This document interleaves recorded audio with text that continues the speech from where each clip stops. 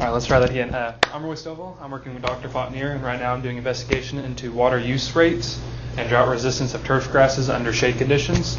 And this week at the Turf Center has been pretty hectic. We've been getting things wrapped up, getting things ready for this week. A couple of us are kind of resetting what we're doing. And one of the first things I did this week was actually help one of the grad students, Chris, irrigate his plots. And we use the hose right there and this little, I don't actually know what you'd call that, but what it did basically was told us the flow rate of water and how many gallons of water we were putting on the plots. And how we did it is we ran in lines across his plots. They were numbered 25, 50, 75, or 100.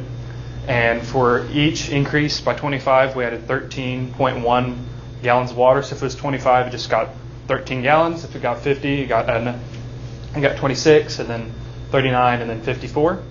And so I helped him do that. This photo on the far left side for me, or right side for you guys, is actually a trip from last week. I wanted to add on there because it was really good blueberries down at, how do you say his last name? Who's? Blackberries. What did I say?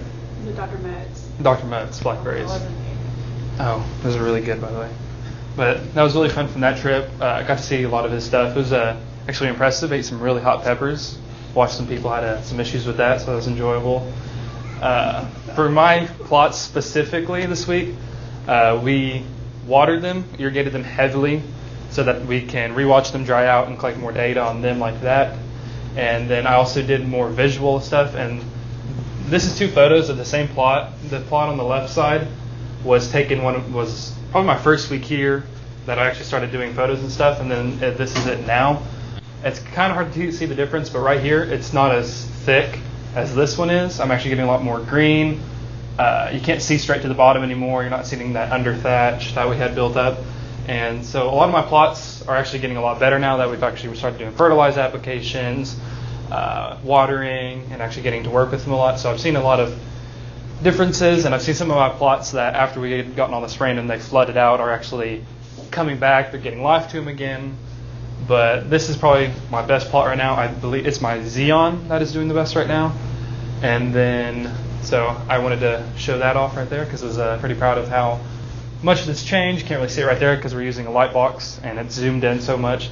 Not much difference as if you were to walk by and just saw it as if you were walking by a house and saw a lawn. So I've been really enjoying that. Trying to think what else I've done this week. I've started setting up sun and shade sensors to measure the photosynthetically active radiation. There it is. That one's a tongue twister for me.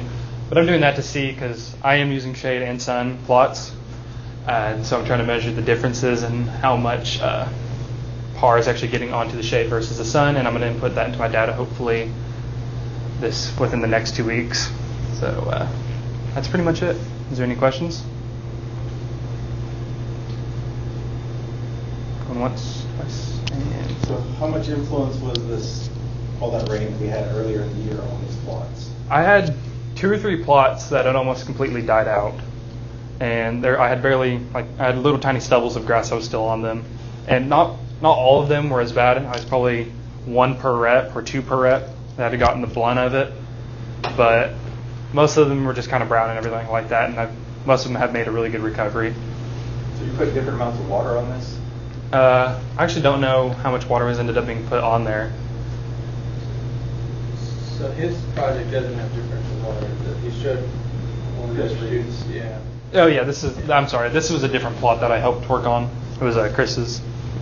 Yeah, so I guess explain what's the objective of your study then?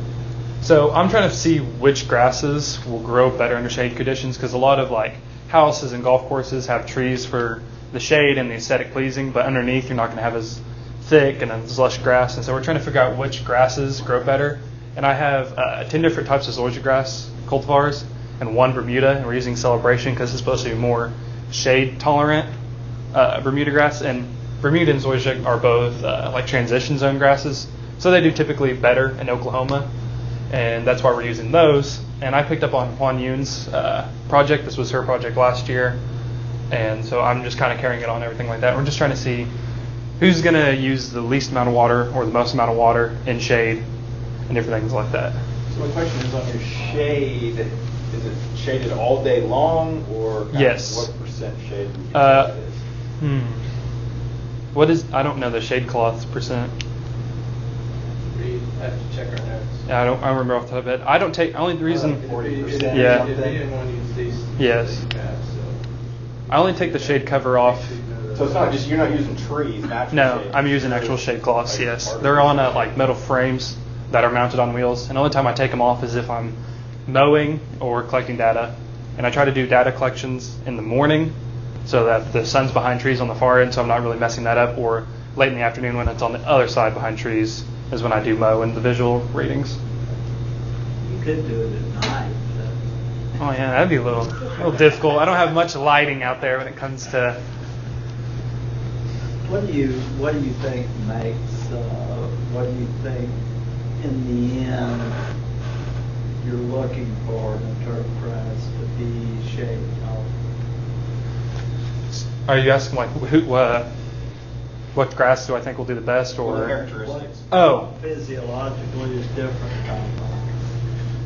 What grass will have uniform thickness, will have good leaf size, green, not super spaced out, but really thick. I think he's asking why.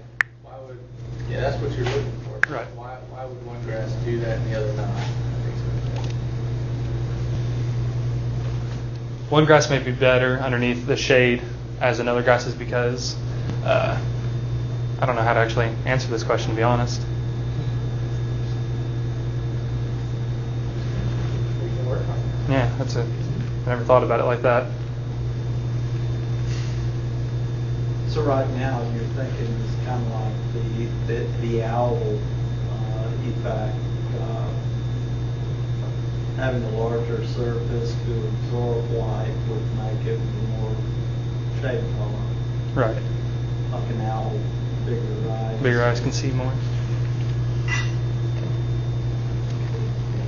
We can work on that lit review a little bit. Might find some more answers. Right. Of course. Anything else? Okay.